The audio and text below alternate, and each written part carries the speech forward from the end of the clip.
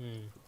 So yeah, just mean like fleshed out, like they feel organic, basically. Yeah, Yeah. That's what you mean. Yeah. We can. because most people say flat characters, which would is essentially a 2D character. So, Mm, mm. Yeah.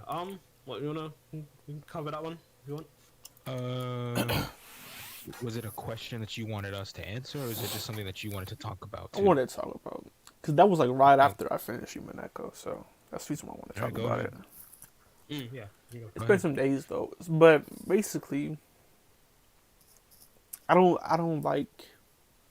I don't even know how to approach this.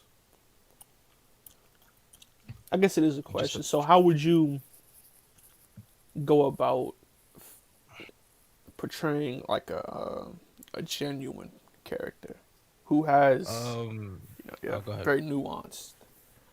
See, the thing about that is that like to write a 3D human-like character, like the more you have to kind of think of it as people, you get to know someone the more you're with them and the more you see them do different things. So Mm, if you write a plot-centric story that's more focused on the plot, you're not really gonna get 3D like characters. At the very most, you're gonna get characters who you'll get maybe a little bit of you'll get a little bit of depth to them, but you're mm, not necessarily gonna get something like that's 3D. Like for example, Attack on Titan. You wouldn't necessarily say that the majority of the characters at Attack on Titan are 3D. They all sort of serve a purpose within the plot, mm, with a few exceptions that Yeah, yeah. Isayama like will focus on. Like you can tell he focuses on Levi or Erwin and decides to give them a little bit more depth to their overall characters, like how Levi will Yeah. hold his cups or how he likes cleaning. It's like he wants stuff cleaned all the time. Yeah. Like that's sort of the stuff that you add to a character to make them 3D, but that doesn't necessarily have its place in a story where the focus is the plot and the plot needs to keep moving forward. Yeah. So when like to write 3D human-like characters, if you want to really get in depth, you have to write a more character-driven, laissez-faire kind of story. Mm, Like I would even say One Piece is like that, just because mm, even though it has a plot, it's so open and unfocused. He can do whatever he wants mm, as because he has so many like finding the One Pieces related to so many things. mm, He can sit there and take how long was Whole Cake? 80 something chapters and flesh out all of Sanji. Take, mm. you know, 50 chapters and 60 chapters and flesh out Usopp being upset that the boat they're getting rid of the boat. Like Mm, mm, mm. you like that's like the first thing. You have to have a story that allows them to be fleshed out without taking away from the plot, because if the readers are going to they're going to feel like it's filler if you have a character, if you break away from the story to talk about a character who on the side waters flowers because when they were young they had some crush on some older woman or whatever. Like that could be whatever, but if your story is focused on the plot, you don't have time to do something like that. They're going to feel like it's filler or it's going to get brushed over. You can't really go in depth in it. Mm. But in a story like, let's say, Gintama, where you're with these characters for so long, just doing random things, you get to learn more about them over time, but in different scenarios. Yeah. yeah, Yeah. I think. And Yeah. I think. Yeah. That's, yeah. Basically, it's basically like I said, because character writing, it really comes down to kind of the story and the direction you're taking your story. So like if you're like if your story's more plot driven, more times than likely you're not gonna have enough. Like you can make him compelling characters, make him interesting characters, but you're not gonna have them. They're not gonna feel as relatable as say a character from like I said, like use One Piece for example, because they don't really have enough time to like breathe too much time to have breathing room or have time to like do really super relatable things. Like if they're doing any super relatable things, most of the time, like even like I guess even taking a shower, I guess for example, just random example. That stuff, that stuff just to get relegated to off screen, for example. But like in a story where it's more open ended, you just have more time. You literally Yeah, I just have definitely more agree time with to that, just but be I with them. don't know if that's like a necessity.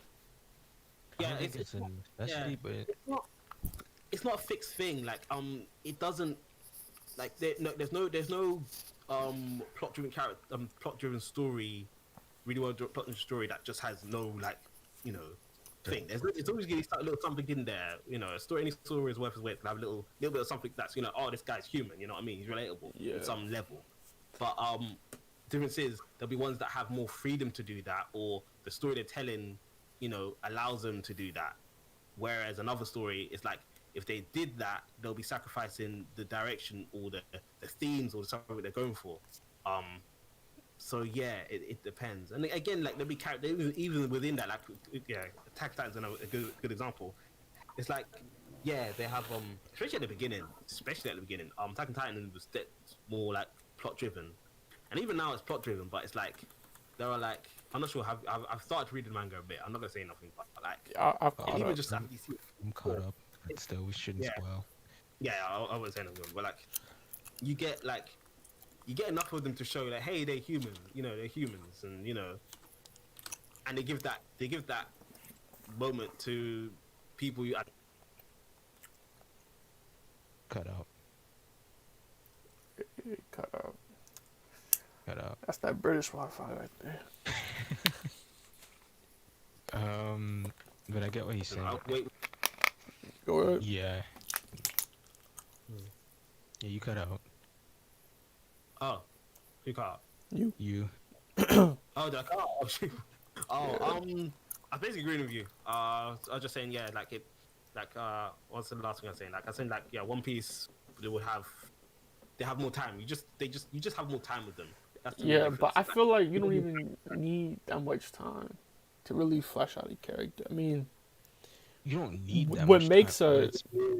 what makes a character 3D to me is you see all of the angles. Really, you see, which is why I think that to really flesh out a character and to make them make them realistic is to have like an unbiased narrative, not narrative, but like unbiased plot.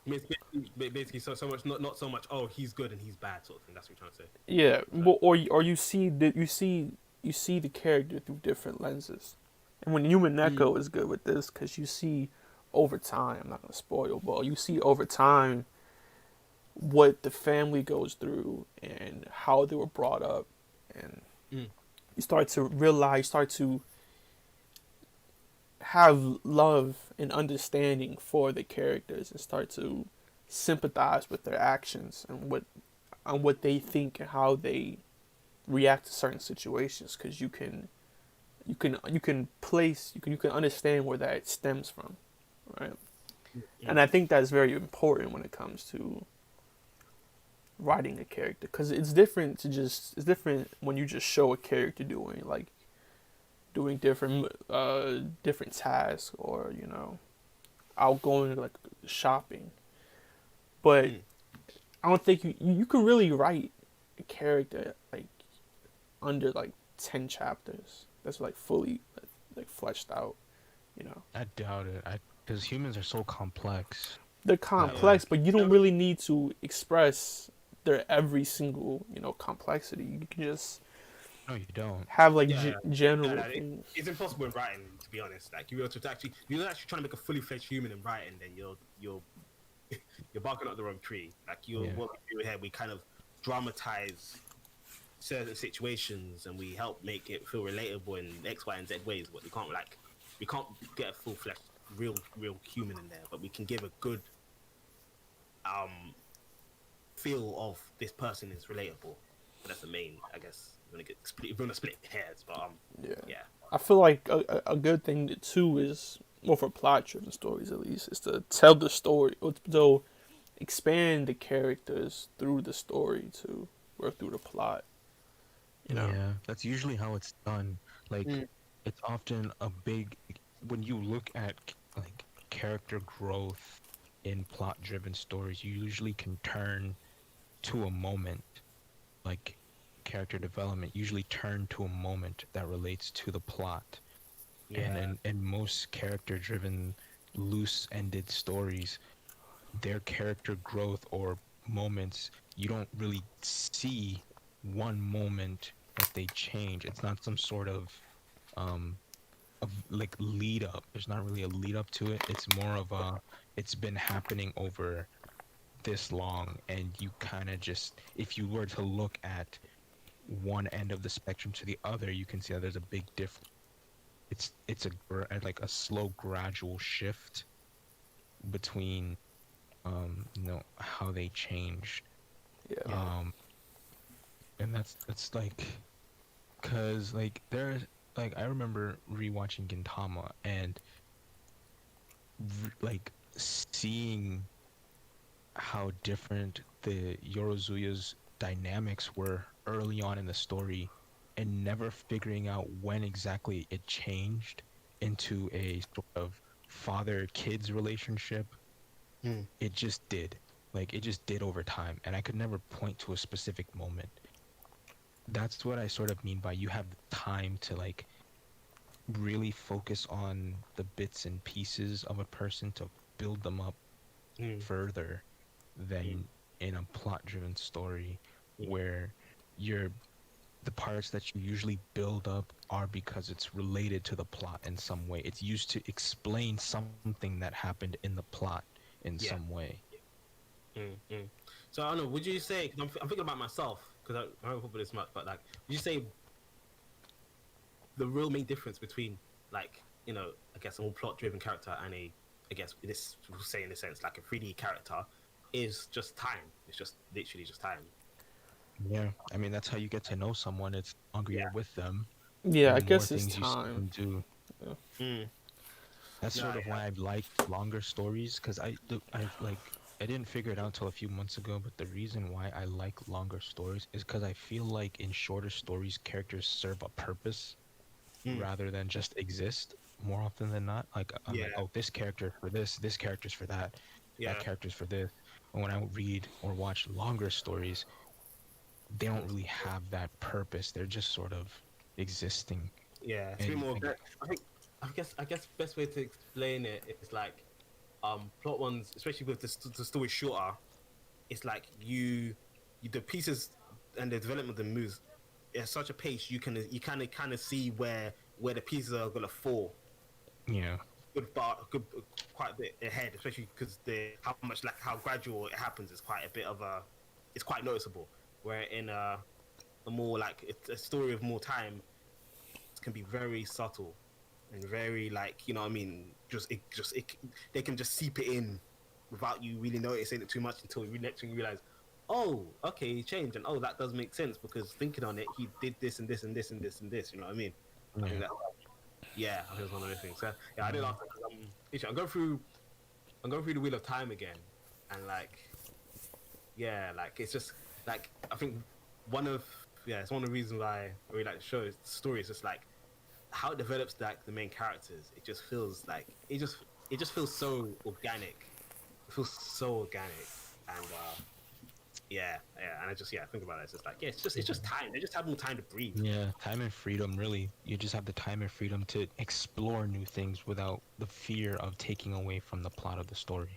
Yeah, yeah, That's really what it comes down to. Yeah. Well, yeah, I don't know about that. Because again, Why not? to bring up you and Echo, Yeah. we don't really, well, we see the characters, but I don't know about that actually. 'Cause we do see the characters a lot. We see the characters, but we don't spend that much time with the characters. But you really get to understand them throughout the overall story, right? Or in particular, two characters development.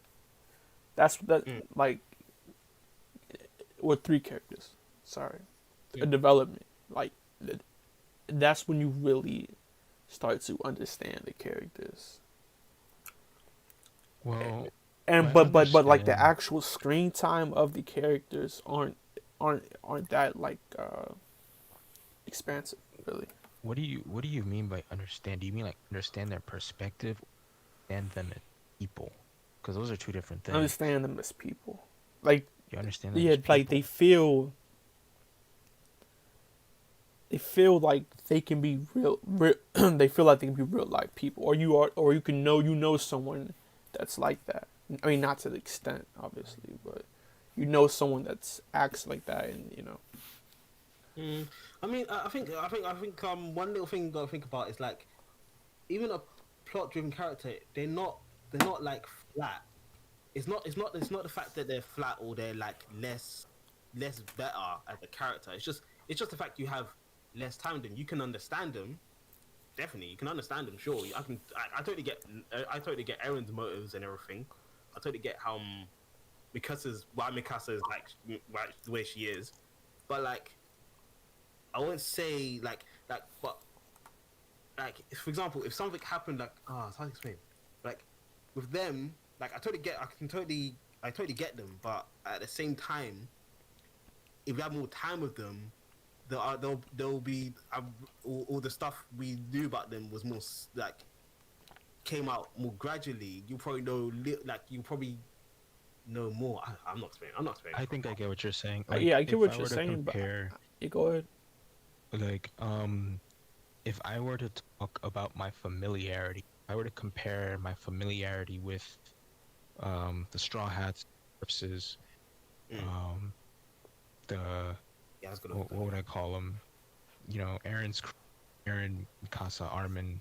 If I were to compare my like I understand both of them equally, but I'm much more familiar with the Straw Hats. Like Yeah, I know what Luffy, Zoro, Sanji, all of them would like. If I say I'm gonna send them shopping, I know mm. what each of them's gonna do when Yeah, they go yeah, shopping. I yeah. can't say that for Aaron, Mikasa. Yeah, exactly. Yeah, you're not. Yeah, that's exactly what I was trying to reach. Yeah, that's what I was basically trying to say. And that doesn't diminish the character any more. They're perfectly fine. It's Yeah, just like we've chilled with them longer, so and you see more downtime with them longer. So just by fact of being with them longer, you just know them more.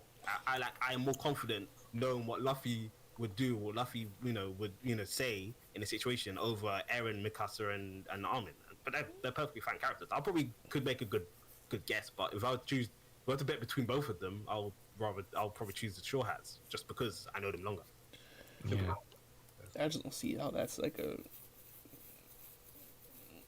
I guess that's true. Mm, yeah. mm. So like, yeah, and like that yeah, it really comes down to that. Like it's just familiarity, and you get that with time and Time. freedom. You know, the Literally, time and freedom to explore that. Mm, mm. No, yeah, that's what first comes down to. Yeah, but that's an interesting one though, because I never like. I guess it's one of the things you get, you kind of you feel, but you don't really like. I never had it put in words, so I think that was Yeah, it never took had it. me years to figure out why, because I never really understood why I liked longer stories Mm, until I got to, like, until a few months ago, and I was like, oh, when I watch shorter stories or read shorter stories, I feel like I know what each character is there for, like what they're mm, there to do. mm, mm, mm, mm. No, yeah, it makes sense. Yeah, it makes sense. Yeah, they got to reach that point a bit quicker, just by nature of the thing. Um, Yeah. yeah, it's not. Yeah, it literally just comes. That just comes down to just the kind of story you're trying to tell, and then like there's advantages and disadvantages to both. Hmm. To be honest, because like I don't know, I was thinking about them earlier, but I guess one disadvantage to like a longer running story is um yeah, I don't know. I think I had it. I don't know, man. It'll probably go back to me. But like, there's a check and balance. It's not like hey, doing the telling story this way is the right way. There are some plots you need to tell in that space of time, and you don't Yeah. take time to be, you know what I mean, figuring out what toothpaste this guy uses because it's just not gonna it's not gonna mold into anything. Um, No.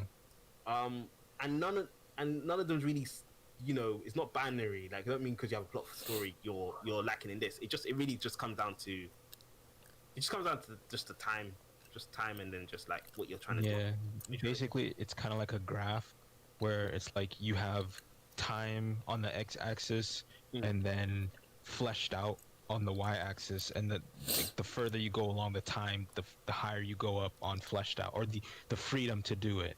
Yeah, yeah, you have more Yeah, potential to do it, but then also you have more potential to mess up. I guess that's what disadvantage. yeah, you have a lot more potential to mess up. To like, you not only have the potential to mess up, but you run the risk of having to make your characters carry the story, and if they can't do that, then it will fall on its face. Yeah, yeah. Actually, that's a good thing. 'Cause that's an interesting thing to actually think about. Because you know a lot of shonen, like shonen Jump, like Yeah, by its nature, I think one of the main things they try to go for is like these stories that could potentially run forever. yeah, But then you see them out stories kind of fall in their face because they've been putting that sort of thing on a weekly basis, and like yeah, like it just I think it just shows that's another disadvantage about long running stories. Like yeah, you have more potential to mess up, and if you ain't got a plot that can handle that and make it interesting, then well, you're gonna fall short. Especially if you're trying to make a long running story. yeah, Yeah, you're trying to make a plot fit a long running story, and it just isn't it, or you just ain't got the skills for it. Then yeah, it'll show. yeah. You either don't have the skills for it, or you don't have the characters for it. You may not have the characters to handle a long running story because of whatever reasons. Maybe your Yeah. characters are not, like, you may be trying to tell a story, but you're using characters at an age where that story isn't interesting because of Yeah. the age they're at, or it wouldn't make sense. Like, it's either like there's so many things you have to like mold your characters in a way such that they tell a compelling story because you're not telling the plot. Yeah. Yeah. Exactly. Yeah. Oh, yeah, actually, yeah. Just if think about it, like, look at that show, like the stuff that come out Shonen Jump, like the ones that succeed and ones that fail is actually is a good place to like look if you're looking for like the advantage and disadvantage because you'll see like even the ones that have done pretty good, but then like maybe didn't do so good at the end, like Bleach, for example.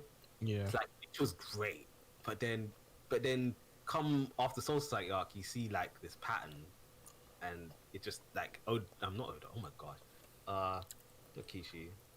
What was it? Kubo. Yeah, cool. Yeah, he just like he couldn't seem to like get himself out of that. And I always remember thinking like this story could have been so like it could have been so much more interesting if it kind of like didn't kind of run into like that repetitive cycle of we need to go up against this big organization because Social Security was really good and we need to do that again. But yeah, it's interesting. That I guess that one's been Yeah. Talked about. So what else? So, What else? Let me check. There's the most egregious false and novice writing. There's writing a character's backstory. There is writing a timeline. I like the backstory one. yeah, I like backstory. that. Talk about. Backstory. Well, It- Nate like- already knows. Like these are just vague ass questions, really. Yeah, I think best we could do is just bring up examples and just kind of keep like a Yeah, Yeah, because like it really depends on what the story. Because if you're talking about, Yeah. it really depends. Like, cause it's really up to you. Because if you want to go like the Gensama route, which is your backstory, is tone. It's shown like throughout In the bits the and whole pieces. bits and pieces Yeah. throughout the story. Or if you want to go like a whole backstory arc, something like Naruto One or Piece. One Piece, you can go that way, and there's not any real right or wrong answer. yeah. It really I think a depends lot on what you want a lot to of do. these things- A lot of these things really there are not really no real right or wrong way. Or if there is a way, most times it just depends. That's true. Best like I literally I think the best thing you can do is just say like this way and there's this way and like these work and these don't work. That's kind of like I will definitely say though, because Nate, you know this, that I'm not a fan of backstories for the most part. I'm more of a fan of present. the character talking about what happened to them in the present, or alluding to that in some way, shape, or form without having to go back into the past to tell us. Like, there are some backstories where if the backstory itself is a like standalone story, like Doflamingo's story, Mm. Like his whole backstory is a very long story. It's not like one event that you can. I guess Okay. that's it. I don't like backstories that are about one event Mm. because Yeah, I see what you mean. Yeah. a lot of times, and they do this a lot in anime and specifically shonen anime, is that a backstory will be a Yeah. singular event or Mm. something that could just be told through words. Like it's not a story, if you get what I'm Yeah. saying. And Yeah. I'm like, you can do this so much better by just telling us like how they view the event in the present. Yeah. How they feel And about it. Yeah. Exactly. But no, and the joke is they'll do both. yeah, they'll do both, and they'll show me this thing, and I'm like, it's hard to care about it because it already happened. Like Yeah. it's an event that already happened and has no real weight on the story anymore because it's just been there already, so it doesn't feel like it. Now, sometimes when it's a revelation, Mm. I, uh, it's like Yeah. iffy for me. Like if it's a revelation, like, but even so, I think the revelation is better by being told in the present and Mm. showing us how the character reacts to maybe their backstory being revealed or the memories coming back up or something. I feel like Mm. that's more powerful than just going back in time, showing Yeah. us an event that already happened and doesn't really have any weight on the current story and then Yeah. coming. Yeah, I think you got. I think the main point you're trying to say, I think you got a really good point thinking about this. Is like a lot of backstories, the lot of backstories that are not done well, is literally just they speak of this event that you already kind of see the results of. So you basically just Yeah. go back to see the results of, as you go back to see them cry about it. And it's just like, all right, cool. Well, I kind of gathered that. You know what I mean? Where Yeah. I think where, but like if it was done in a way where it revealed new information that will be relevant to what's happening later, then you Yeah. can what's it have your cake and eat it too, but you can make it work because I think about it because Gintama has flashbacks, but I imagine every time show a flashback it shows a new side of like these characters and Yeah. Eh, that things. Sometimes yeah, it depends on sometimes. who it's about. Usually, Yeah, if it's about the more core characters, then yeah. Usually, when it's yeah, about the more one and done characters, mm, it's just there. yeah. He kind of stopped doing that after a while. But it does a bit of both. It doesn't just stick with, oh, here's this one event. Oh, why is this guy trying to destroy the world? Oh, here's this one event. Oh, his girlfriend died. Okay, cool. Well, I mean, if I want to be After that, completely it honest, has more to it. That's what I mean. It has it like a flashback, which is more interesting. yeah, but like one of the main villains is kind of Yeah, like that. yeah, Like it's like what's his name? Takasugi. Yeah, Akatsuki. Takasugi's Yeah, pretty but I think the much his yeah, but the difference. blank died. yeah, but Now he yeah, wants to I go get that. crazy. Difference between that is like I'm guessing in those ones. I'm not sure. Maybe not. Probably I'm not sure we're gonna tell this. But I'm pretty sure. Whilst they're telling you that information from a villain and their stuff like in that sense, in that way, it's also giving other information as well. Yeah, like that backstory was an actual Ooh, story. Like it didn't even go exactly. back to that event. It went Yeah, like all the way back to when they were children and worked its way up, worked its way through the war. Like it was the entire story. Like it was a whole story. Like you mm, saw them as kids, how they met, how they mm, became friends, how they entered the war, like what even started them getting into the war, yeah. how the war ended for them, and how they ended up their separate ways. Like it told It was a whole story. everything that we needed. Yeah, it was a whole story arc, not a literal flashback to this one event that changed this one thing, and Yeah. that's it. Like it did Yeah. more, it did more than that, and yeah, no, you're right, because not that's one of the worst things with Naruto, especially near the end. Naruto was just like it just Yeah. it kept giving flashbacks like we got amnesia. We need to we remembered all these things. I'm like, bro, relax. Like, I watch half of these events happen. Like, Yeah. I'm here. Like, anyways, yeah. Yeah, I don't like that at all. Yeah. It's probably like why it's I especially enjoyed- prevalent like something like Naruto. It's just Yeah. I think that's why I really liked Doflamingo's flashback because it itself was a story. Like it Yeah. started from when they left. Um, Yeah.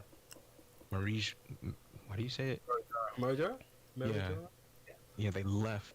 How they were treated when they got down, how they Yeah. tried to get back in, how he Mhm. responded to that. He killed it. Yeah. Like it was an entire story. It's a Yeah. And also, it was well, backstory. yeah. Like it. And also, it was well building there because the fact is, I don't think, to the point, we never heard of anyone who came down from Mary Jo Yeah, and tried to get back in. So it's like in reading stuff like that, it's covering a couple of things whilst it's doing a flashback. Yeah. I think I'm talking about that feel like maybe that's one of the defining things that makes one flashback that's good, one that's not good. It's like it will give you information on the past and why a character like this, sure, but a good one. I'm still thinking, but yeah, I think a good one is like it will reveal stuff, new information to you through the flashback, whether Yeah. that be world building, other things, new characters that you see later, like Sabo and stuff. You know what I mean? Like I think a good flashback will juggle a few balls, where a bad one will just kind of like toss one ball. And Yeah. think that's enough. Yeah. That's sort of how I see it. It's And I also a think good way that's to why. introduce a character, like in Yeah. One Piece. Yeah. Well, I guess they don't introduce it, but I guess I mean, they introduced Sabo in that backstory, I think, right? yeah. But Yeah. I mean, like the main characters, like Robin, Yeah. Brooks. You meet the Mm. characters, and then you get the backstory. It's basically Yeah. just- Yeah. And I really liked Robin's That's a good backstory one. Yeah. because it was like her entire life at Ohara. It wasn't like just the Buster Call. It was everything that led up to the Buster Call. So we learned about what is it, the hidden library or something like yeah. that. No, it was We learned what about was it? I agree. How did that? They're the only Oh, yeah, it like, was Hidden real Library. people who study that stuff and had to see yeah. a bunch of stuff. So you get more information on how the world government operates. You got to see how she had to live her life, how she ended up in Crocodile's group. Like Yeah. I guess people forget that it's called a backstory. It has to be. Oh my God. He's dying on the mic. Man down. But, yeah, and I I'm think chewing gum the- while I'm drinking water. Fuck me up. yes, that's people forget. I think you sometimes maybe this is something that a lot of people don't because they see it synonymously, and I'm just now as we talk starting to separate it. That there's a difference between flashback and backstory, Mm. and backstory. I feel like backstory has to tell some sort of story. That's why it's called that. Whereas a flashback sort of just shoots back to an event, and I think they have two very distinct purposes. Yeah, no, I agree. Yeah, like I like as you saying that, I was thinking this, but yeah, you say basically speak my thoughts right there. Like, Yeah. yeah, there's so much different. 'Cause, like because in my story, like my main character, like it starts off with like the first chapter starts off like this event that one of the main events that kind of set her on this path. But it's implied that a bunch of stuff happened before then and after then, throughout the story, and not until like around book 4, I was gonna delve more into it. Like I think half that book is gonna be like going between the past with one character, and then back to the present with whatever events going on, and yeah, it feels like especially around the time when I got around to writing it, it was not too long after like I got to like the war arc in One Piece, so I kind of thought, okay, yeah, like I thought because I watched Naruto at that point, but when I saw One Piece, although I could explain it, I felt like this was really good, like it's really good for like these like a few reasons, and I kind of like, okay, I'll try to like see if I can do like make replicate that in some way in my story, and yeah, so like it's like so it goes back to past and shows like events and stuff. Each one reveals something new about the world or the characters that you see the result of, like in the present you see who they are, and who they are is a result of their past, but you see the how and why, but along that you'll see new things as well. Yeah. And yeah, so, That's yeah. sort of like the rule that I've been following is that like if I'm going back in time to tell something, I have to be telling some sort of information that cannot be told in the present. So it's like, because I think it's much more powerful, because when you do like flashbacks and those quick backstories that sort of go to one event, you sort of like, yeah, as you said, you tell us oftentimes something we already know, but Yeah. then a lot of times when you give us the like the shock value ones, it's sort of like, yeah, but Fun and done. show me how they deal with this. Like, show me. I'd rather see them, like, what do they have? So they have some sort of PTSD. Show me that Yeah. bringing this up Yeah. triggered something in them. Are they Yeah. angry? Are they crying? Like, we don't really get much from it. We just get a quick event that happened in the past that has no real bearing on the story, and it's like it just feels Mm. detached. Mm. Feels so Mm. detached. Yeah. I don't know. I think most of them. Would you say the problem's more with the villains when they show their flashbacks over with the main character? Because I think the main character you mainly follow them, so most of the time you do kind of see the results of what made them like that. So when you do see the flashback, it's a bit more like you give a crap because you've seen who they are. Off the top of my head, because I think, like, sure, I think if having them other things which reveals new information is good, but like if we were just to like just put like the event of like, oh, there's a flashback of someone's past life and how they were, would you say the problem that we speak of is more with the villains when you just come across them and they're all acting like idiots, and afterwards in the middle of that fight they're like, oh, my dog died, and here's a flashback of the dog dying. It's like, whereas if Villain, it was the main character, you kind of understand them a bit more. So when you do look at the past, you're a bit more forgiven, I guess, because you're with them. You kind of give a crap if they're a good character. I think That it's makes sense. I think it's the villains and it's Mm. the side characters. Yeah. Basically, people who can get as much screen time as the main characters. Yeah, true. Yeah, that's Yeah, it. because I hate when they try to use, because a lot of people have been spreading the advice that you have to make your villain understandable. You have to make them care for your villain, and so people use their backstory Mm. in order to do that. And I hate that sometimes. Yeah, you mean that too much. Yeah. And I'm like, you don't need to You don't need justify. backstory. Like, you don't need to make me feel sad for someone. Like, Mm.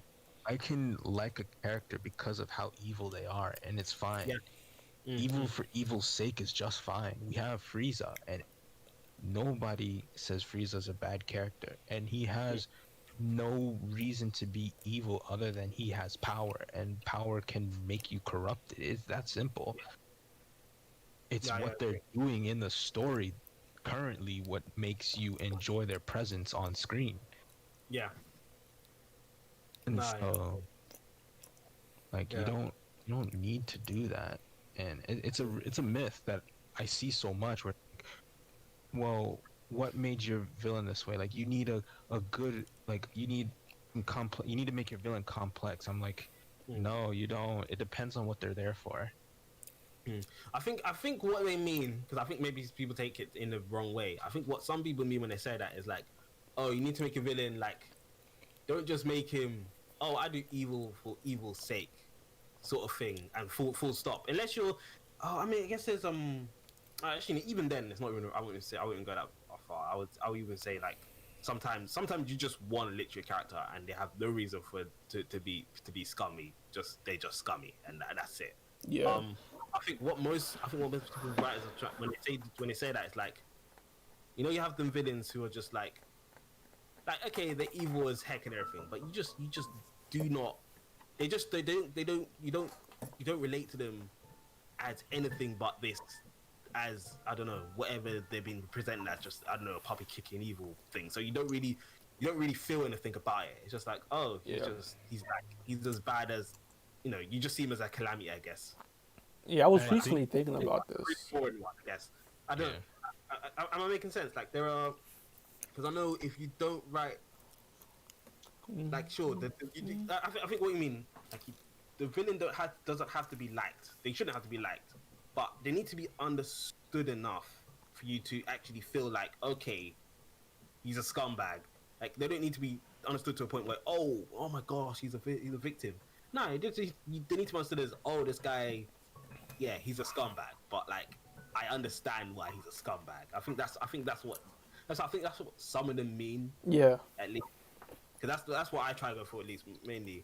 But like but like I do know there's a time place where you just want a guy who's just a scumbag. Like maybe you know he's not going to be in the story for 25 chapters, and he's not going to have a super big role. But you just need someone who's just like a scumbag, because there are people who are just straight scumbags out there. And yeah, sure, maybe maybe they had people around them who were who didn't help in that. But fact is, they're in front of you now.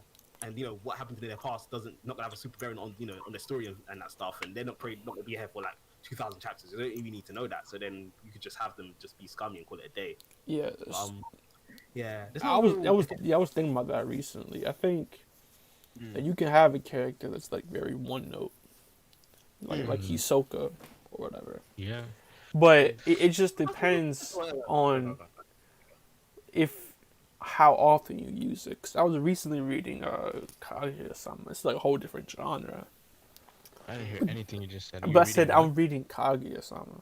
Oh, okay. It's a different genre, but the same thing applies because they have a character, a main character, well, one of the main characters at least, whose only purpose is to be a gag character, which isn't bad, but over time it loses its punch, right? She becomes annoying to see. She doesn't have the same effect on you after she's outgrown her own use, so to speak, right? Mm-hmm. And I think that the reason why Hisoka's so exciting to watch, very exciting to watch, is because he's used in every arc, but he doesn't have that much actual screen time where you see him as much as Gon or Killua, or even as much as like Netero, right? He's used in specific scenarios and specific situations where he just enriches the. Yeah, I think only one time he was used as a sort of force to overcome, and that was Heaven's Tower, right? Yeah. Yeah. Yeah, but even you're then, right. in context of everything else with his character at that point, I think he's more. Well, he was used as a force to overcome in the He Hunter comes- he's exams more like- too. Yeah, you're right. That too. Yeah, The yeah. 100 games. Yeah, but it's like I think it's also like he's more like I think more of a wild card character where he's like he has motives, but his motives drive him so much that like you can't really like honestly can you put logic on him. You can't predict what he's gonna do. Like, you understand if you understand his motives, you get him. But because of how Hunter x Hunter World is and how fleshed out it is and how much character motives is and that stuff, having someone like that in there, it breeds a bit of like chaos, but really intriguing chaos. If that makes sense. Yeah, he's like the chaos factor, which is Yeah. funny because the character in Kaguya-sama is called the Chaos Factor. Her name's not Chaos Factor, but she was introduced as the Chaos Factor, basically preventing them from basically driving a wrench in their plans, in their missions, and stuff like that. Mm-hmm. Okay, yeah.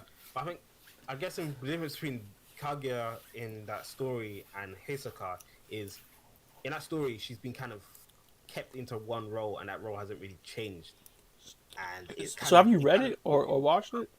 And I guess maybe because, but like where Hisoka, he has like his role is always the same. He wants to fight strong people, but like because of how the world is and the amount of ways he can go about reaching his goal, it makes him feel way more dynamic. Yeah. Does that make Yeah. sense? So, yeah. Yeah, that's what I like. The thing about like you can have your villains not be super deep and like these super complex villains, but you have to sort of what you need to present in front of the readers or the watchers is somebody who has either some sort of charisma or something that makes it exciting to be seen, and you have to use it. It can't be there that you can't keep them there that long, or else you have to start adding something new because it gets old. Yeah, it's gonna get boring. Like imagine if Hisoka was like a main character. Yeah, it would be boring because you would be seeing the same thing, but because you see Yeah. him sparingly, Yeah. you're already saying, all right, what's this guy gonna do now? Mm. What Yeah. what Yeah. what's this guy gonna do now? What is like when he allied himself with them in In Greed. Greed Island, yeah. And it's like, well, we didn't even expect him to be there, and he's there doing his Yeah. own thing. You happen to run across him. Yeah. Is he dangerous? Like he Yeah, he because of motives and because of like how the world is, it leaves so much room for the moments where, although his goals are clear, how he yeah can go about them is like anyone's guess in the moment, yeah and on his wins even. You know what I mean? Although he keeps the principles, he sticks with pretty like. I think he has some principles he sticks with, like, oh, there's someone strong, but they could get stronger. I'll wait for them to get stronger.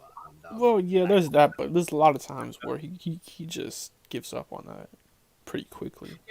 yeah, but like, yeah, probably, But yeah, I think maybe he sensed like worth, the amount like of potential that was actually in Gon and Killua. yeah, he doesn't care too much for Killua. What he does because of Lumi.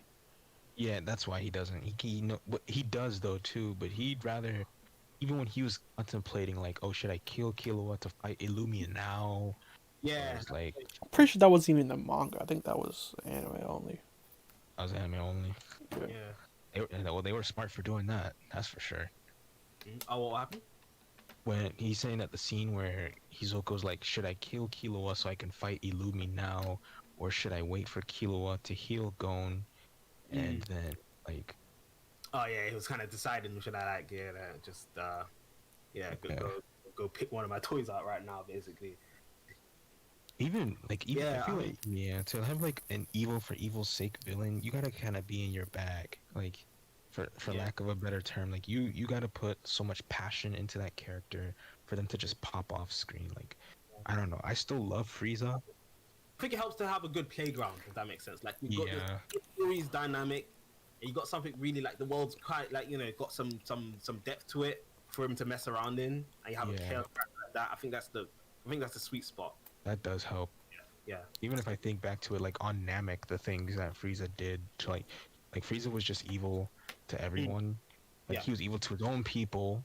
yeah, Like he was, and I like that he would like able to do jobs, all their jobs, like blow them up, or and he would just move on Mm. with that smile.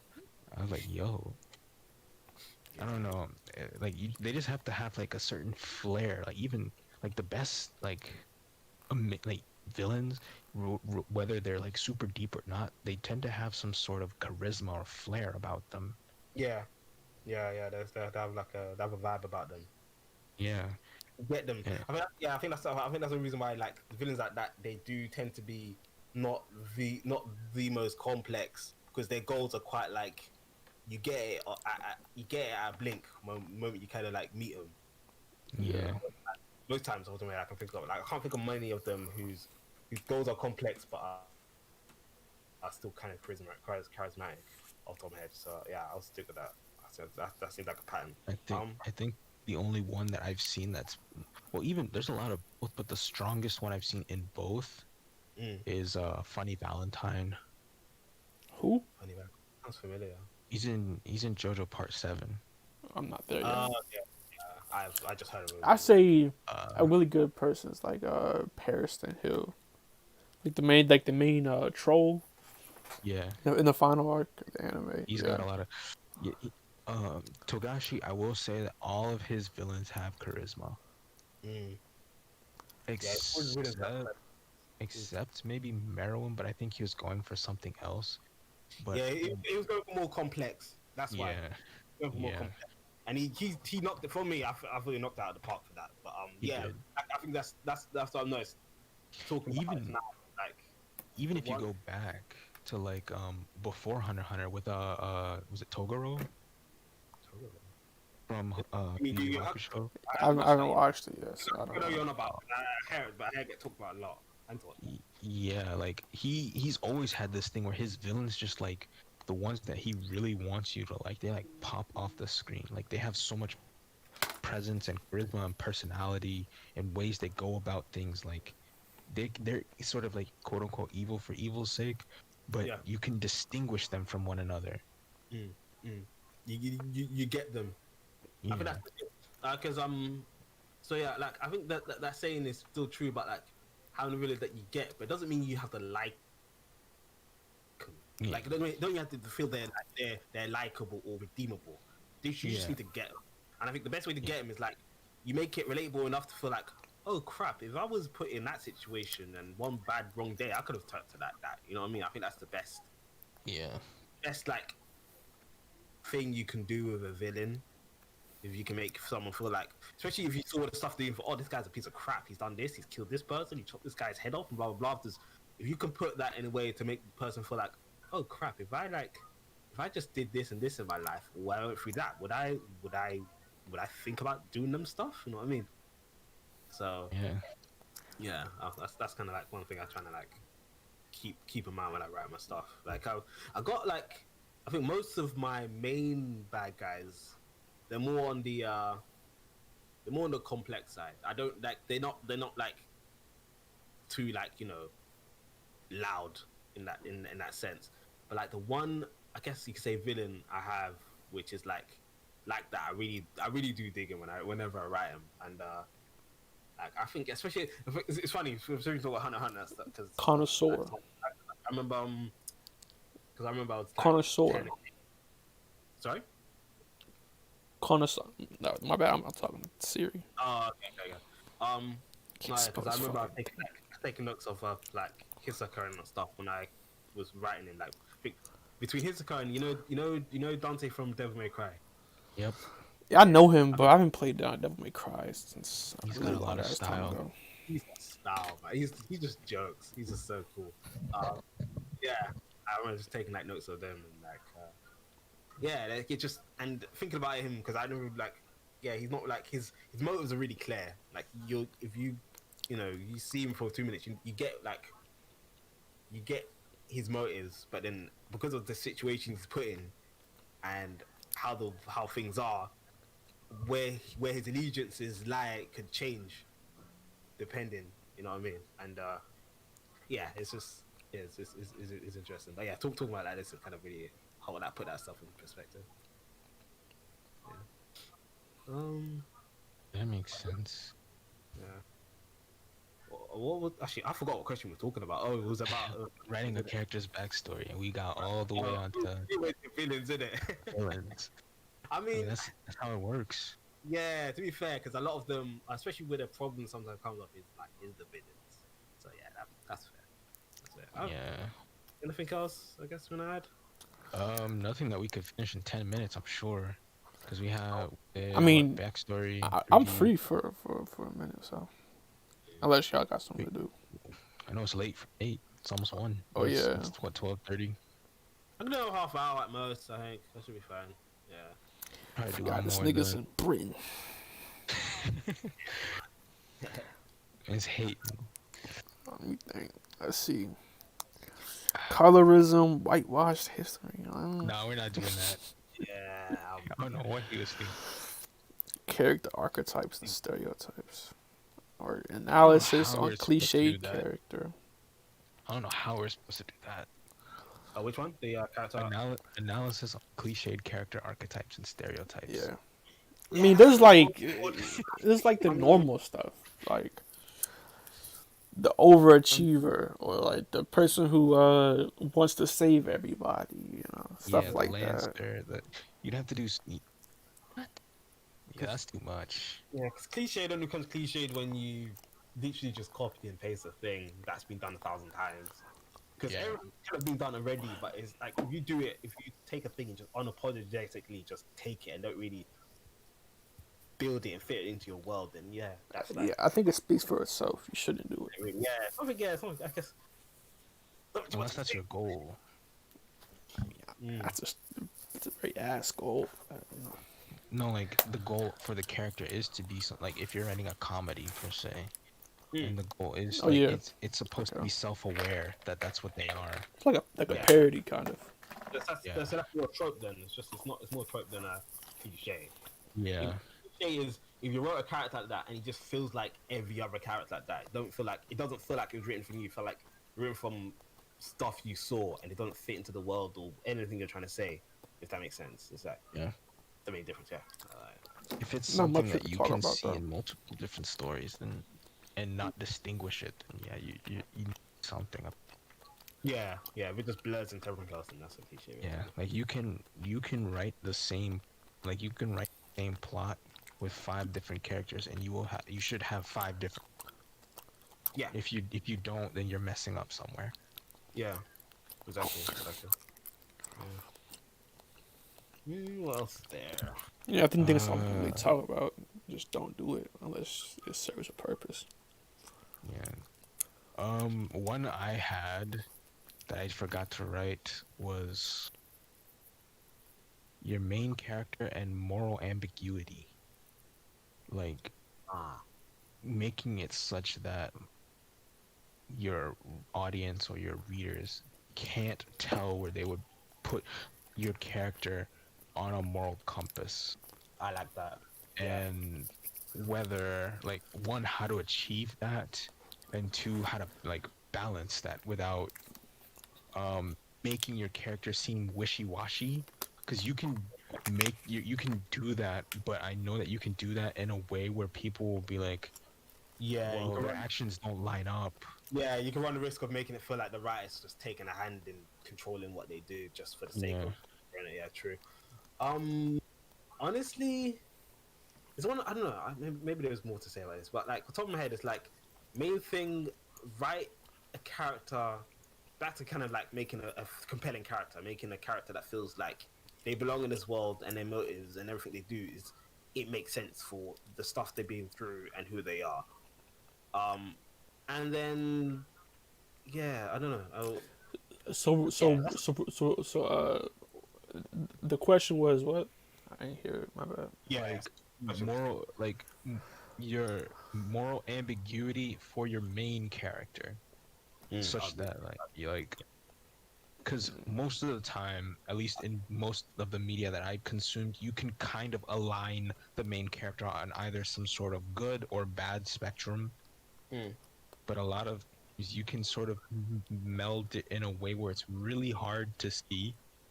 But I want like working on that without making it feel like they keep shifting back and forth, but they just exist in that gray area, because you can have both, and I don't want a shifting back and forth because that's weird.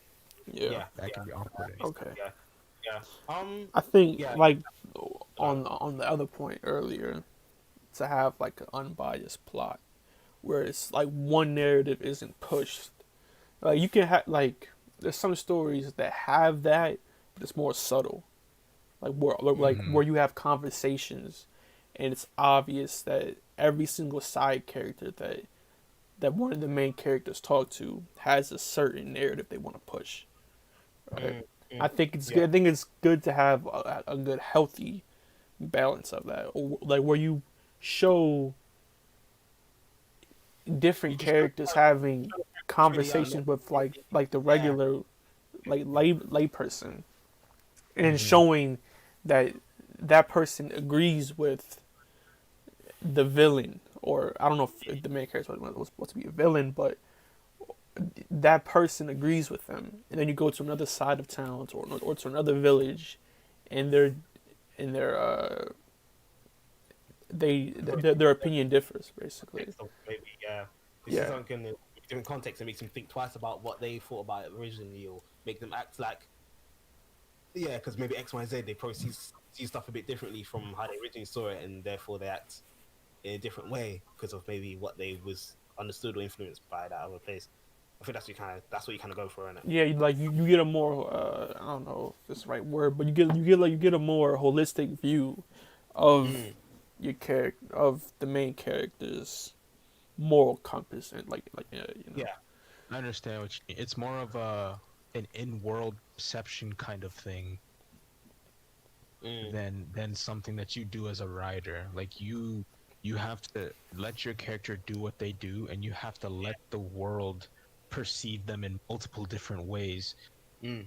Yeah. That makes sense. That makes a lot of sense. Definitely one thing, That yeah. probably is the best way to go about that, to be honest. Yeah, that's the one. Definitely one of the biggest ones. Yeah, just literally, yeah, just literally write with people and just like try. And when you, yeah, basically same thing. Just like from I guess, but in a different way. It's like write the story. Try and write a story without being too biased. Like we all have a, but let's get wrong. We all have a bias system, like what we believe, what we understand, and that stuff. Yeah. But to try and tell a story, you gotta let go of at least show the world as it is. Let the readers and that stuff interpret it for how they interpret it. Obviously the characters could have beliefs and stuff and that stuff. Cool, but like don't make it come off across like, oh, that's the only thing that's true, or that's the only thing that's worth talking about. Yeah. That stuff.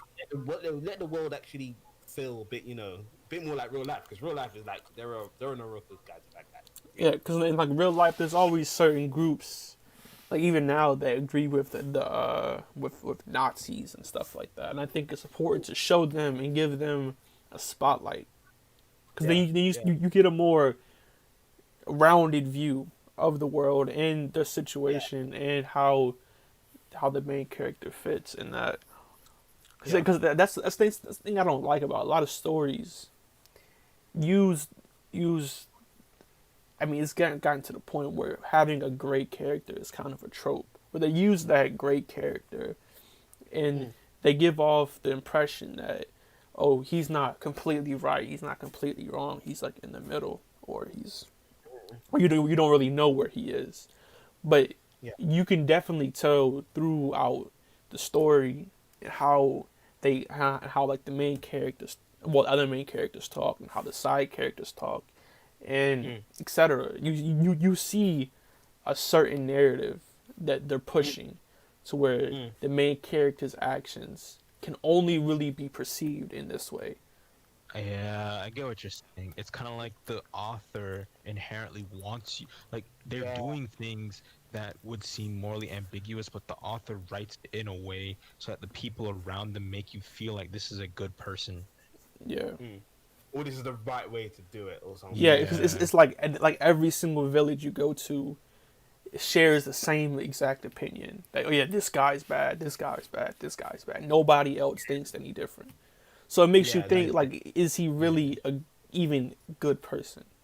Yeah, and then usually if they do, like, there's either that one person or that one village that thinks different, and it's because they're misinformed. It's not because they have an actual accurate reason to believe that. They're usually just misinformed, and that character goes in and changes their perception. They're just ignorant. You know what I mean? Yeah. That's actually.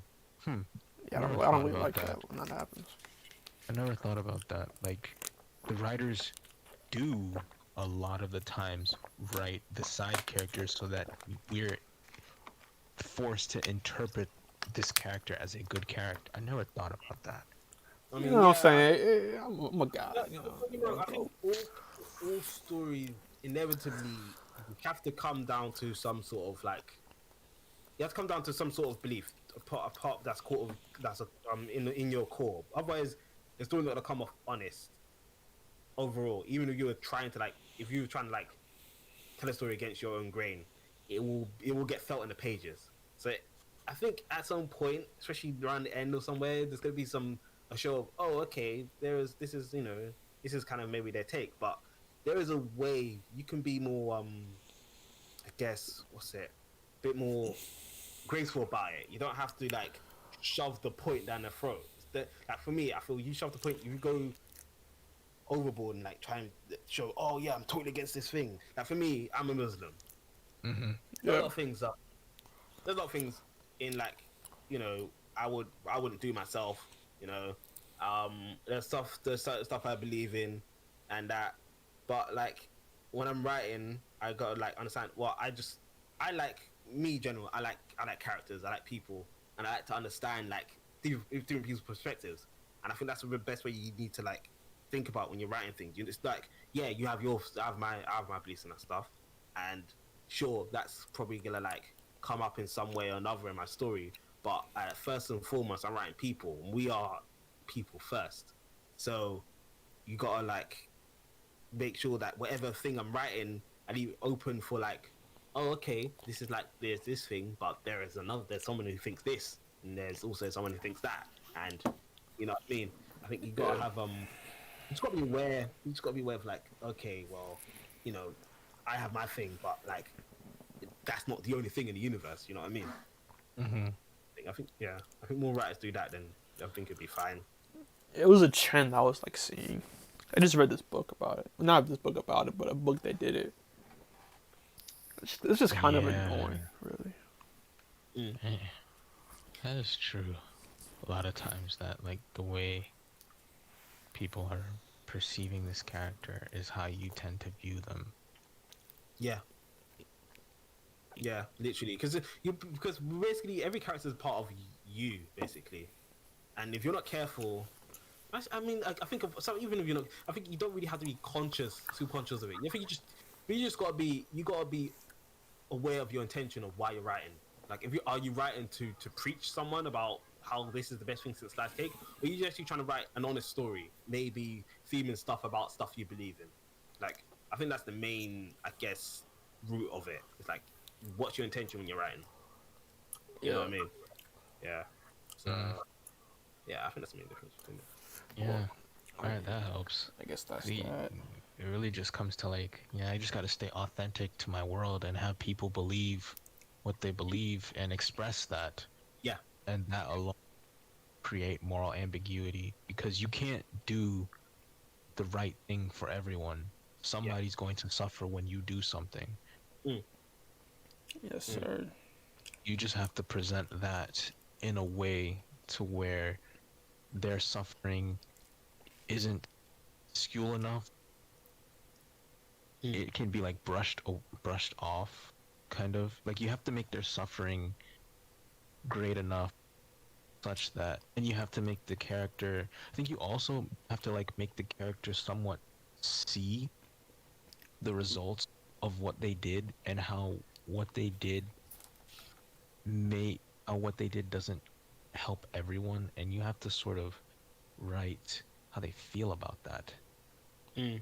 You gotta show other people's take. I think like in my story, I guess one of the main I guess one of the main things like themes I try like I'm going through my story is like like I said, my main character, my main bad guys, they're more on the deeper, like they're more like their motives are more like the reasons why they do their things more so than they're just being evil, and they like at first when you see like what they're doing, like actually like even at the end you see what they're doing. It's what they're doing is messed up. They're literally getting kids and experimenting them to do these things, and it kills a lot of them and that stuff. And later things you see is like yeah, kind of like it's up there or worse. But like they they see that most of them understand like yeah, this is messed up, but if we can do this, it will solve. They believe if by doing this, it will fix a lot of problems. Yeah, Yeah. and as the story goes on, I'll get into like the deeper reasons why, but I can this fine. Like the story goes on, even the main characters start to like see, like, okay, like I see a point, but like obviously in the end they still got to stand against it, but like they kind of see where they see what they were going for basically, and I'm not sure. Well, actually, I've got it set now. It depends because after that the main story, I have this idea of like I want to say it's kind of Attack on Titan Eren thing because I had this idea a good while before, but it's like basically the main characters found out a truth about what they said, and they know it to be truth, but they stood against it. But many years later, they're like, okay, but like this thing is this thing's actually really a problem, and like maybe there's something they actually contemplating about about what they were going to do and whether maybe it was not the best way or something. Um, yeah, I'm going to. Yeah, I don't want to create too much about it, but yeah, like it has them. It has the characters who were basically once like just stood against this thing, although they understood like the motive of it. Actually, having to come back to that question again of like, okay, these people we took down, like, were they like is there nothing we can like probably take from you know Yeah. their take on things. So Yeah, I don't really yeah, like characters that are like Also, to add on to that, it's like characters are just like too forgiving. Like they just they get to understand why this happened to them, or like why this had to happen. Like, say for example,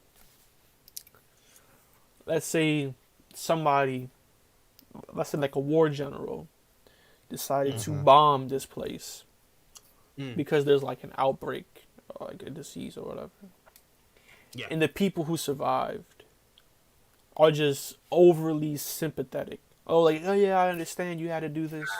You know, Nah, saying, yeah, it's like there's no growth to that, or growth to understanding. They're just immediately That's not sympathetic realistic. to the reason. No, Yeah. that's like by nature I'm quite sympathetic. Like I'm quick to understand, trying to think of two sides of the story. I've noticed that with me, but like there is a limit to that. Like like I could understand X and Y and Z. Someone would try to do something stupid, but if they did that stupid thing in front of me, then well, your sympathy goes. That's there's no sympathy for you, far as I'm concerned. I can understand why you did it, but screw you if you did it in front of me. You know what I mean? Because Yeah, now not only it's not my thing. You know what I mean? not So only that, not only that, but it makes it seem like there's no consequence in your world. Like people can just things and just be fine. Like as Jeremiah said, that there's no growth. Like there, yeah, you don't there, like in order for there to be, like, usually there has to be some sort of consequence. Usually a negative consequence. Mm. And unless you use that, but even using that to like make the character feel bad about themselves just feels weird. That they all just forgave him. Like, no, yeah, it wouldn't be that simple. yeah, it's like I Maybe feel that. like I think the worst offender of this was when like Shit. Obito Oh was yeah. Oh my god, that's No, no, annoying as shit, no, bro. Naruto forgave him or whatever, and he was like, Called that I man was his like, best friend. Like, like, I was like, wait a minute, you realize that he killed so many people. He killed one of your friends. Like he killed killed, Neji. killed your parents basically. Yeah, he killed your parents. He's the reason why you lived the life you did.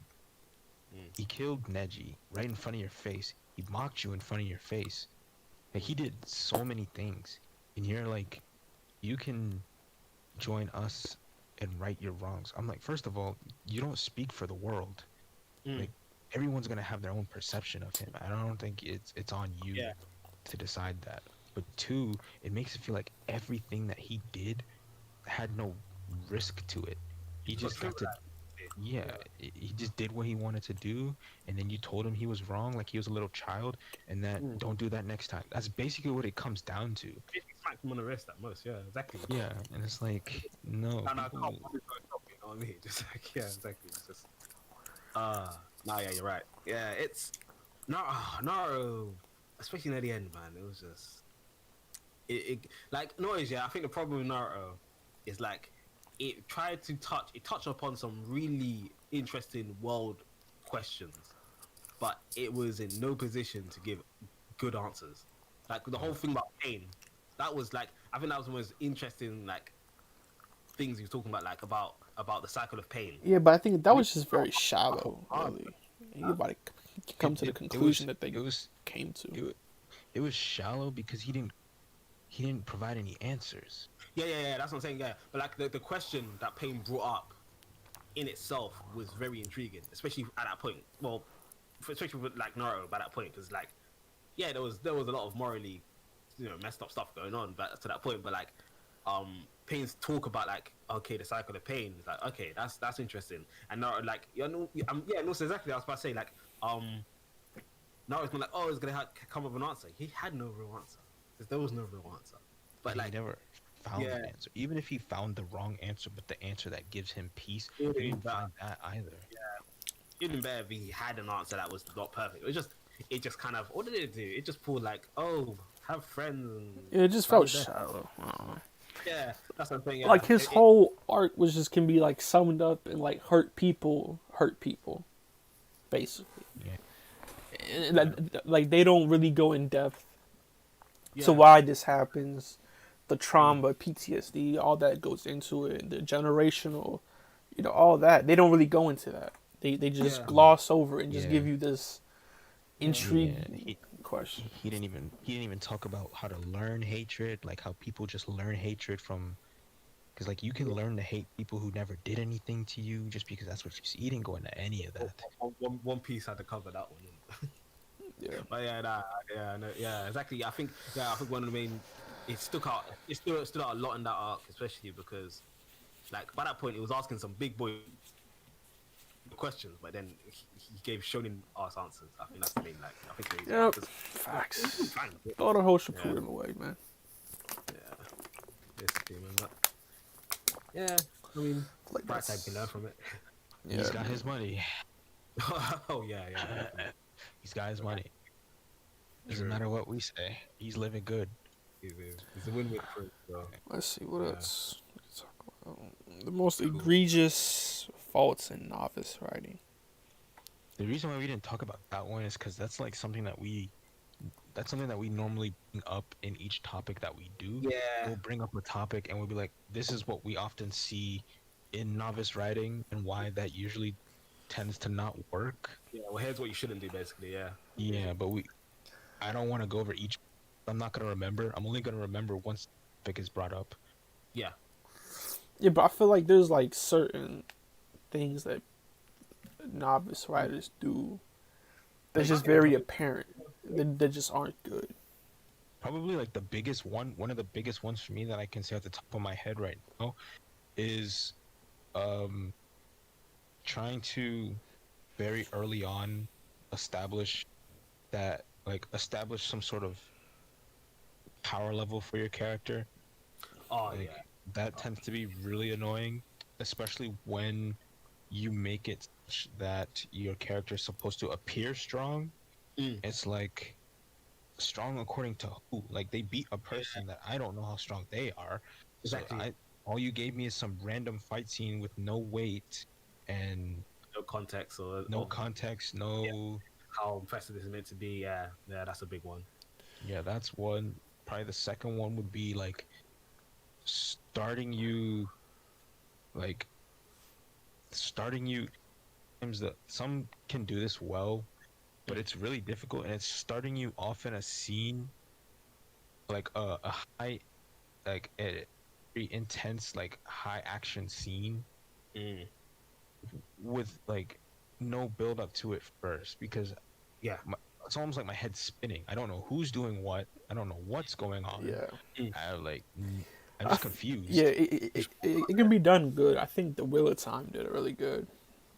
Like the first book, like the whole scene where he's walking around, he sees all his dead relatives. Then I'm not gonna go into spoilers, but it is like literally the first chapter. But Mhm. that was really a prologue. I'm not gonna lie. That was really good. Yeah. I That was really haven't read it, so I don't know what they did that made it. They're probably a bit more patient. Maybe. Yeah, it wasn't like it wasn't really an action scene. It was like the you come in after in the aftermath of something crazy happened, and Yeah. then you kind of as things go along, you kind of putting pieces together as the characters are talking. But like, yeah, it does end with a bit of a boom, I suppose. But like, yeah, it did. But it gives. I wouldn't say. I think compared to what Will was saying about a bad done action scene, it's the ones where the guy comes like, yeah, hey, let's fight, and they throw mountains at each other off the opening, and we're like, okay, is this like, and they're Yeah. laughing or whatever. It's like, is this meant to be like what is this? Are these guys noobs? Are these guys the best in the world? Even then, should I care? I've barely known them. Do I care about these mountains? Should I care if they die? You know what I mean? But Yeah, it just throws your story in like a the disarray. time It's has not really good. weird time it gives you because I've gone through it like 3 times now because I'm going through the books again, and it 3 gives you so much times. Jesus. gives you so much context. Like you get right off the gate. You get okay, family's here. You get someone. You get someone's off right off the gate just by like the scenic pictures and then how the character's acting, and after someone else comes and it just like it builds off there with their conversation and stuff. and by the time you put all the pieces together, you're like, oh damn, Yeah. that's kind of cool. Then Really cool. and then it just snaps back to other stuff. Yeah, Yeah, yeah, it's. I think they did it well. yeah. They did a really good job. Really good job. I think the only actually I don't know. I never really compared. I never really had it like which was the best opening I've seen in a book, but like one that stood up before, like because I remember you mentioned this we the time went back to me before, and I thought about it again. Oh, Yeah, yeah. it's really good because it was a good while since I read it then. But like before then, I would have said there's a book called the Stormlight Archives. Called, Oh yeah, I remember you talking about it. yeah, the opening of that, like it has actually funny enough, it has like 3 prologues at the beginning. It'll make sense when you go into it. There's But they are like, I think it Game of hits Thrones the- has a good one too. Hmm? Game of Thrones prologue is Oh. basically basically, yeah, you're right, yeah. what Yeah. in the books. Some of the books. The books in the prologue is you meet someone outside of the wall. I don't know if you've read it or watched it.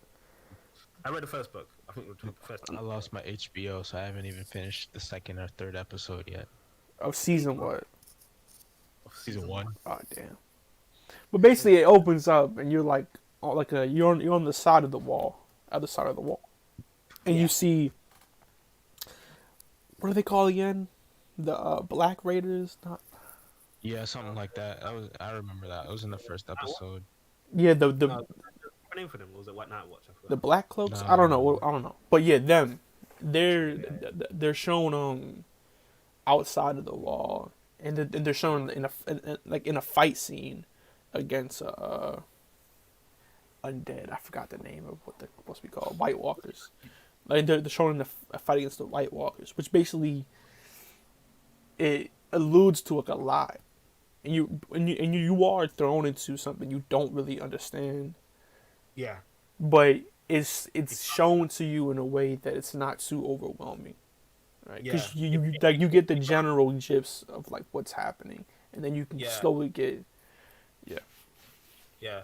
One notice though, actually, because I'm pretty sure the opening of that is like almost not too different from like how it is in the show, except in the book it has a bit more context and a bit more Yeah. stuff. Wait, was Relatively the there- same I in the don't- show. I don't remember Book one it of the being in show- the show. Book one of the show and the first season are pretty faithful. I think it's just some little bits it changed here and there. I'll say some. Wait, there's so some. that scene was in the. I don't think that scene was in the show. Yeah, it was. It was. Yeah. For Because real? they got killed. Yeah. Like there was a guy and like I think three of them go out the water. I thought they were checking, but then they found all the people on the floor dead.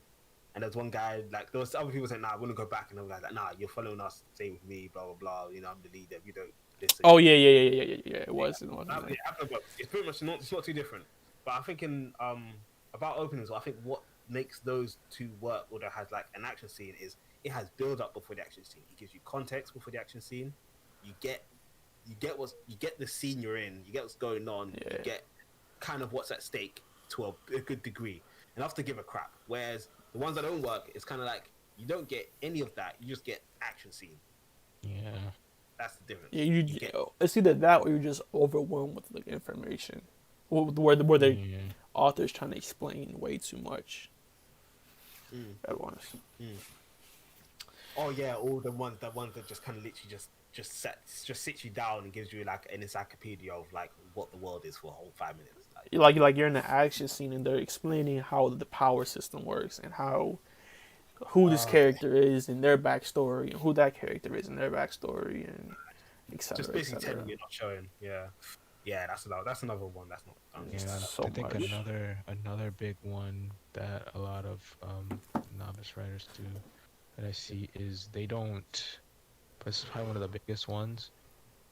They don't take their time with the in between stuff, and so if Yeah, jumping from one scene to the next, you and I, we had this history with a person. Won't say their name. You know who I'm talking about. yeah, I believe so. Yeah, Yeah, that their story often felt like each chapter was some sort of singular standalone event that they had in their head, and they wrote those Mm. with no real bridge to each one. Who? And Yeah. it was like, all right, you need to like because like you can have a fast-paced story Yeah.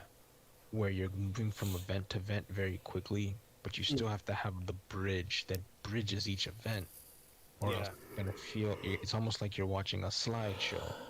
Yeah. So next to And the context, basically, yeah, yeah, just kind of your hair. This happened. Oh, now that happened. Now this happened. So it's like, oh, okay. yeah, a lot of So times. who? What are you talking You about? don't really know who the characters are. They're beyond like some of their dialogue, if that. Yeah, I think yeah. It's just you don't they don't give you.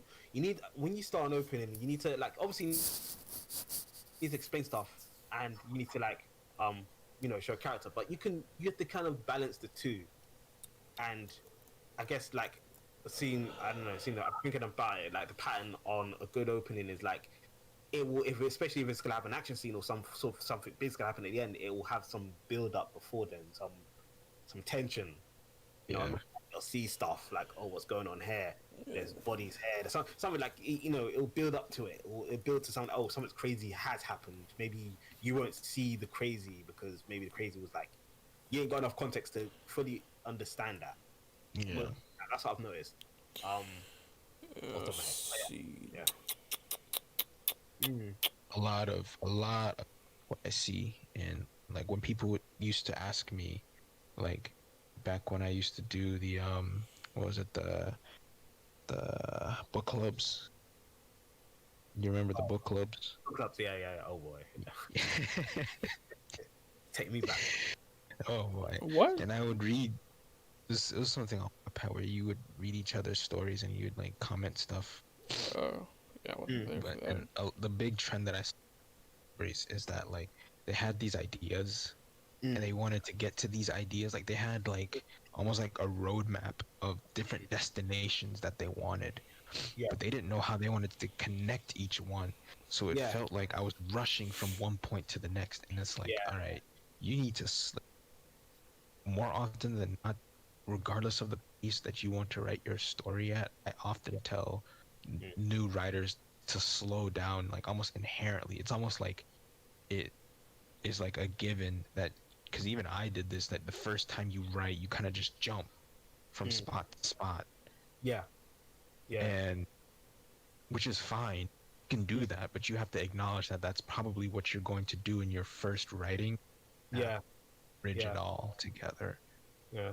No, so I think yeah, like it's kind of inevitable in a way, especially stuff. I think also when you think about it, it's like when you're writing, you gotta think about like, okay, there's you got all the ideas in your head. You like in your head, the story looks so amazing. It looks like probably better than any movie you watched. It looks like, you know what I mean? Like if you get the story exactly in your head, it'll be crazy. But reality is, writing that thing is gonna be it's a total different beast. And also another thing you gotta understand is and also not just that, there are things in your head that you probably connected together in just intuitively by like I don't know by thought or feel that you need to put into page before a person will actually feel that. You know what I mean? Before they Mhm. actually feel the feeling you're feeling from whatever you're trying to explain or write. And I think in their head they just have all these ideas and they don't really give much mind to what will connect them ideas so someone else can understand it the same way I can. So they just have the ideas. That's my thought on process on why people kind of like why you people kind of first time when they write something, it's kind of like they just kind of put the events all together and kind of like run with it. Because yeah, because like that's the main thing. Because there's obviously you have all your ideas in your head, but there's a lot of moments in the story where you probably don't have in your head, but it needs to be there because you need to tell this or you need to explain that. Or you need to give this time breathing room to give it enough context for it to actually mean as much as it's meant to mean. You know, once it happens, and yeah, I think that's like what I think. I'm guessing that's one of the reasons why writers who like when you start off writing, you kind of make that pitfall because you're not really thinking about that. You kind of think of, oh, if I put all these awesome ideas I have in my head together, it'll just work. But you know, that's in your head. When you're writing something to someone else, you have to actually think about how they're going to perceive it. You basically have to treat them like I think in college or in uni where they say when you write like an essay or thesis or something, you got to write it like the person is totally don't understand anything about what you're trying to explain. So you may know all this stuff about a certain topic, but these people don't understand it, so you're gonna have to write it down in a way so they can understand it. I think that's the best way you've got to approach writing as well. Yeah, that makes. It's usually how I. If it's not on, like, it's still like a fine line because you don't want to tell too much, but Yeah, so I'm not gonna say like if you it's got not on you got paper. you got to respect their intelligence. You got to understand they have intelligence. You just got to, but you need to give them enough information for them to be on the same page. I think that's it. Yeah. Yeah. But yeah. Yeah, true. Yeah, so often. Yeah. So any more? Any more stuff you think? More not like early. Like, I'm Right, trying to okay. think of some of the mistakes that I made. I'm trying to think because that's probably one of the best ways is to think about the mistakes you made when you first started. Yeah. Uh, I'm so far removed from that though. oh yeah. Because for me, obviously I think fresh stuff are even more out now. But when I first wrote, actually, I think maybe in my head, I thought, oh yeah, it's gonna be like, it's not gonna be long. It's be a small, short story, and it came out way longer than I thought. So, Yeah. like now it's even longer than it was. The word for word, then. So, what did I also think? I guess characters are like, well, I don't know. I think it's more like, Definitely subtlety. Took me a yeah. while to master subtlety Mm, because yeah, I think that's the one. Yeah, like I said. like you have to respect the intelligence of your readers. Mm, Like of course if you're not writing a children's book, but to yeah. respect the intelligence of your readers to be Mm, like you don't have to be extremely egregious to go to the extreme of yeah. aggressive to show that somebody has an aggressive personality. Yeah.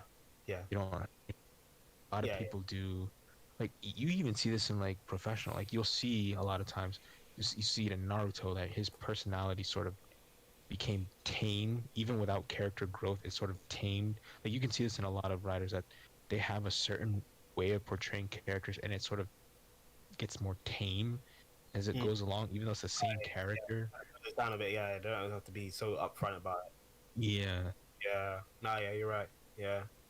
Yeah, and also sometimes it really works really well because like sometimes like we guess we can use Naruto for example is like when he's young, of course he could be a bit more in your face and brash, but then as he grows up, go a bit more subtle. So it kind of works hand in hand, especially with like the characters growing up with you writer as well. So yeah. Trying to think of ones I did. I think I think so. Yeah, so I think some of the stuff I did, we kind of spoke about. Like I know when I first wrote. In fact, I'm not sure you ever saw my first opening for my story. It was in the same place, but it was showing some of the characters and like a fight that happened in that place. So it started of action. It did have context, but I think I did try to explain the power, but I did take it out in the end after like I don't know after I think the first review I got.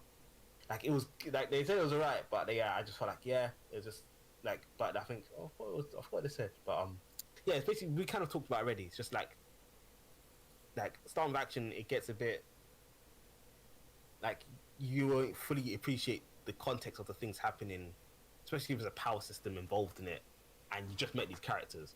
I don't know. How's that?